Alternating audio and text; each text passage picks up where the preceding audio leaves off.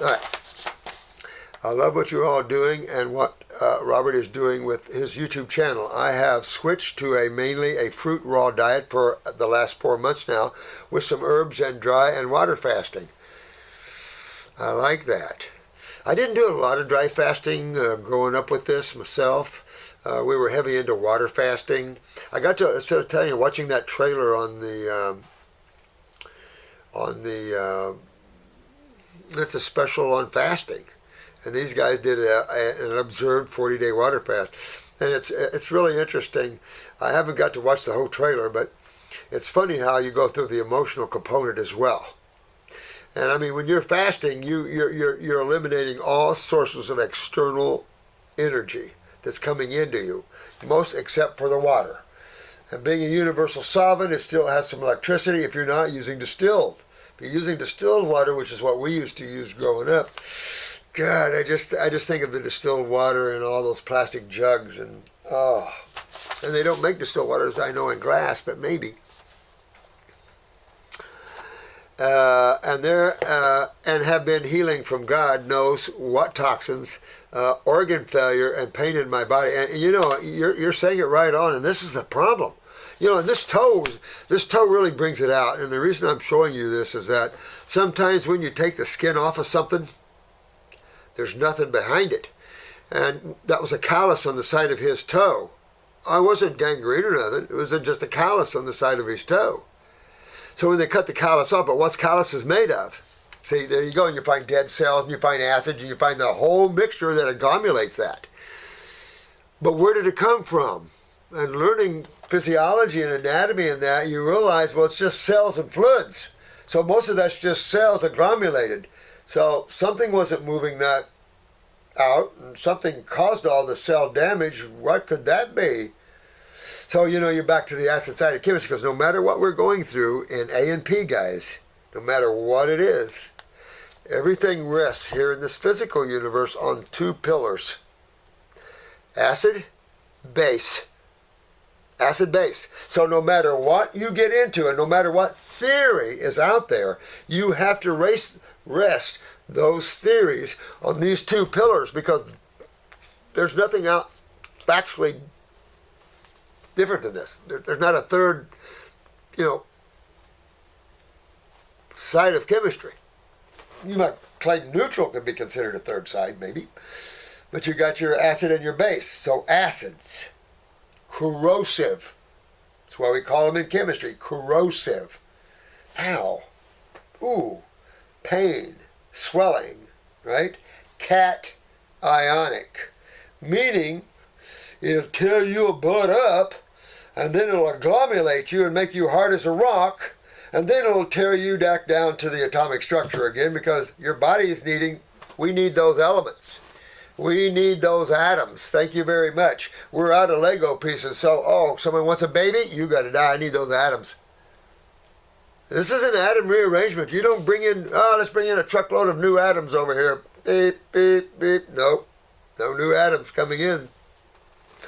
Universe is already built. Etch-a-sketch. Death. New life. Death. New life. Constantly. And how many levels? How many levels? That's freaky. Alright. Yeah, that could be anything in the body. Take a look at that. He had kidney. Jason. This is Jason 28. Kidney pain. Yeah, see, and you young guys and gals, I feel for you, because this is something you guys got to really pay attention to. Your kidneys. I mean, I just ran into an RN that was a supervisor at St. Joe's Hospital down here with Bon Secours when they were here. And he is a friend of mine. I was in cardiopulmonary nuclear medicine. He was charge nurse. And then he quit there and became a nurse in these planes and helicopters that fly patients around the world. Fun stuff. So I ran into him. Here's his wife sitting there with one swollen leg. Oh, she's had it for years now. Harvey, he knows what I do and stuff, and he's kind of halfway into health. And I said, kidney failure. Oh, no, Harvey. Kidneys. edema in that leg for years. That's serious stuff, man.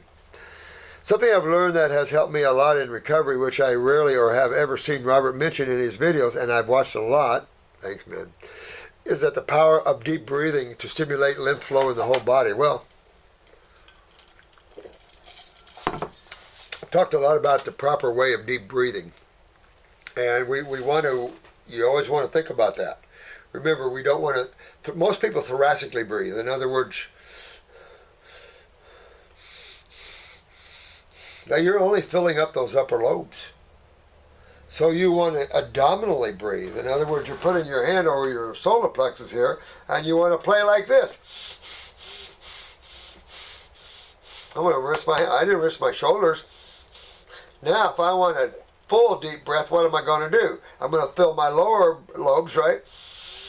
Right? Now, fill my upper lobes. Now I'm full. Then out your mouth. And you're going to work on that. Oxygen breaks up a lot of things, so it's exciting about that. You know, for those of you that are the pot smokers, you know, you get a little too out there, you breathe in oxygen. I mean, this is true in all types of neurotoxins as well. All types of toxicities. You want to bring in that oxygenation and bring in that oxygen. At the same time, you can bring in astringents. You could go after that with the fruits. You know, go on and on and on with that. The same thing's going on there. But deep breathing, absolutely. Breathing is to the lymph system what the heart beating is to the blood. When the body becomes very stagnated and inflamed with mucus, the breathing ability is reduced a lot, sometimes tremendously. Oh yeah, you betcha. Especially when you get a lot of congestion or mucoli in the lungs, sputum in the lungs. But I can just look at dairy products and I start to feel mucus. Anticipation, right? Yeah. Or I'll tell you what else will do it. Because those of you that have been on fruit, you learn that this mucosa becomes real sensitive, doesn't it? So now, have a little cayenne pepper. Or habanero. Oh yeah. Oh, not the same anymore. You talk about, excuse me. Just thinking about it, I got mucus. I had something, it had a little, I don't know, I think it was someone made some salsa and chips and I was trying it or something. And, oh my God, the salsa was so hot. Immediately my ears clogged up, my nose clogged up, immediately. I'm going, shit, no, I got to work this back out of me now. And I just felt it like that. It's like my mucosa all around my body goes, ah! That quick. It's like, holy crap. So I was like, no. But yeah, breathing and then the same thing. Bringing in that oxygen after a while, you go, it'll help to break up hardened sputum. Hardened sputum, what makes mucus hardened? What side of chemistry? Cationic. Oh, the acid side. What about the base side? Anionic. Oh, man, that makes cationic. Oh, I'm hard, I'm stiff, I'm sore. Anionic. Oh, I'm loose, I'm flexible. I feel good.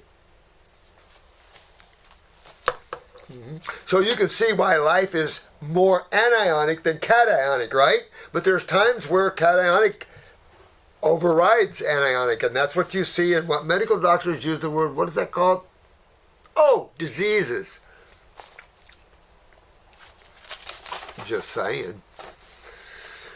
I know because the mucus clears from me, I am breathing deeper and much easier. Oh yeah.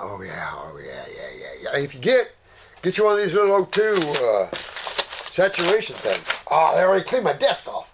Dang it. I'm moving. I'm going back into my old office, which is really bigger, and I'm making a place where we can film more. And there's a lot of changes. I'm going to tell you, things are ready to go boom! And you're all part of that. Now, where am I? also in every other part of the body. Belly breathing can stimulate lymph flow in the intestinal walls. Upper breathing, lymph in the thyroid. The best breathing is to just take a big, long, deep breath, filling the diaphragm up to the clavicle. This stimulates lymph movement in the whole body. Stimulate diet, herbs, massage, or exercise alone cannot do that degree. Do it all, my friend. Do it all. Why not? I mean, that's what you do. You know, you do it all. Matter of fact, you'll notice that the more acidic you are, you breathe differently. It's just a natural way of breathing differently, electrically. Also, something Robert does not mention, and I love his spiritual talks, is the power of faith and mind to heal the body. Well, yeah. Well, mind over matter, right? Ask me about that sometime. I got away from that a little bit because the tendency to want to use your mind against others is there. And I don't want any karma like that. But using your mind to see yourself well, I'll say this. The mind is very powerful, as you know, Jason. Very powerful. I had the ability at one time to get you up out of bed. I could get you over to that telephone. If you knew my number, I could get you to call me. Or I could get you up in the middle of the night, get you out of your house, get in your car, and go driving around. You wouldn't know why you're driving around. I don't do that. I quit that. No. You want somebody doing that to you? No. And you've got beings that are very, very powerful mentally. Mentally. You know, there's alien abduction reports where these people lost consciousness. Really? You're going to let another being? Yeah, that's where humans have to get strong here. So, building your consciousness is your best protection. Consciousness is above thought. Consciousness creates thought. So, the more you can be conscious, well, how do you become conscious over thought? Well, you got to quit thinking. Well, how the hell do I quit thinking? Practice. You know, to start observing. Become the observer or the watcher. Be the watcher on the threshold. And use that. You can use the power of your mind, but use the power of your mind through your consciousness and you'll be more powerful. But if not, use the mind. Yeah. See your cells healthy. See the power going in. But the more you connect to the God force, the more you let spirit flow through you, or the ek, or the prana, the life force, whatever you wish to call it, it'll uplift the cells. It'll change the genetic codes. I mean, you've got prints, you've got energy out there that far exceed anything physically. This physical world is the least. But everything in this world rests on these two sides. Now, electrically, we also have these two sides. How funny, you know? So both chemically and electrically, you have cationic and anionic, right? Because chemistry is just frequencies of electromagnetic energy, which is two opposites bumping uglies with each other or opposing each other. Yeah, but Jason, I'm proud of you, man. You're dang on right. I'm proud of you. Does he believe in the power of belief? Well, of course. You know, importance, I get where you're coming from. I check it, you're a Christian here. I'll say this. The power of belief can be also said the power of knowingness. All right? So, is it more powerful to say, I think, therefore I am? Or is it, I am, therefore I think? Which is it? Do I think, therefore I am? Meaning, the mind is me, or the opposite. I am, that means you're created, therefore I think. So you have to go to pull yourself back. Don't look from the human element or the mind. Look from consciousness. Well, how can you look from something that you don't know about? Well, you do know. You're a part of that. You are that. But how you forgot that because you're busy in your mind. When you're busy using your mind, you're busy in past, and you're busy thinking about the future and planning. And you're using the past to do it. This is just a computer program. Where do you think they get the computer from? You know. So Jesus knew that. You're bringing up Jesus Christ here. Jesus knew that. Are you kidding me? Start getting the other three Gospels and read them. Of course, they're more agnostic, but you got to get used to that. All you Christians got to get used to the fact that Jesus, major player in consciousness. I mean, this individual, there's no question.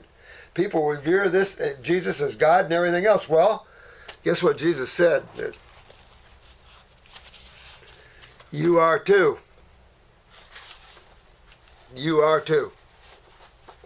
That's what gave him so much beauty, was he saw God in each and every one of you. Buddha did too. Siddhartha did too. All the Enoch did too. All the spiritual giants. That's what makes a spiritual giant, is that their life now is God. Because they've just absorbed, they did the Sufi thing, God absorption. And now they are living in consciousness where they live and breathe it. They are it. And then you can operate your mind, and you can operate. You're just changing your position of operation. Look at it that way. In other words, you can either operate right down in the physical body, and in the mind and emotions, and you're driving your car, bumping into thoughts over here, and then I want to create this, but then something bumps into someone else and then this. Or you can go back to the consciousness and see how it all is interplaying, and then you can move yourself the way you see that happening. More of a spiritual view. Absolutely. There's a lot of new science, which epigenetics and neuroplasticity, that is verifying the power of belief. Of course. Well, not just that, but look at, what is it you go in with the power of belief? That one lady went in, a lot of people probably, but why is that now? It just escaped my mind, but where you use your mind to go into surgery. You don't need to have anesthesia or anything. Well, you guys know what I'm talking about, right? Yeah. I mean, we've been using that for years. So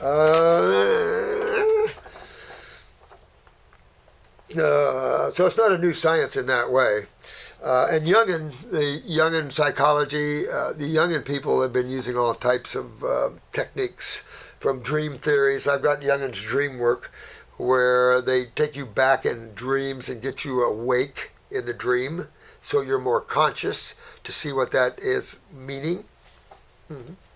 A lot of stuff like that's been going on in some of these circles that a lot of people don't know about. But the power of the mind, are you kidding me? That's the problem. Even the Rosicrucians, I love those guys. A good place to learn out-of-body travel. But, using that to control others, or using that to send a will to another. You got to be real careful with that. What you send out, you get back. And that's all called karma. And it's like, you don't really need to do it, because your journey's already created. You're still living on the waves of your journey from many lives ago. So you just sit back and enjoy the ride. And you'll see that hand of spirit or God coming in and guiding your way, moving things around for you. And you don't have to worry about it anymore. And this is really for those of you that want to develop your spirituality and grow and think about what your next life might be. And maybe you want to not reincarnate him. Or maybe you want to learn what's higher to these high worlds. It's all good. It's all good, guys. It's all good. Check out Joe Dispenza on YouTube. He is like the scientist of spirit and prayer with many confirmed healings. Anyway, God bless you all. Thanks, man. Thanks, Jason. Thank you.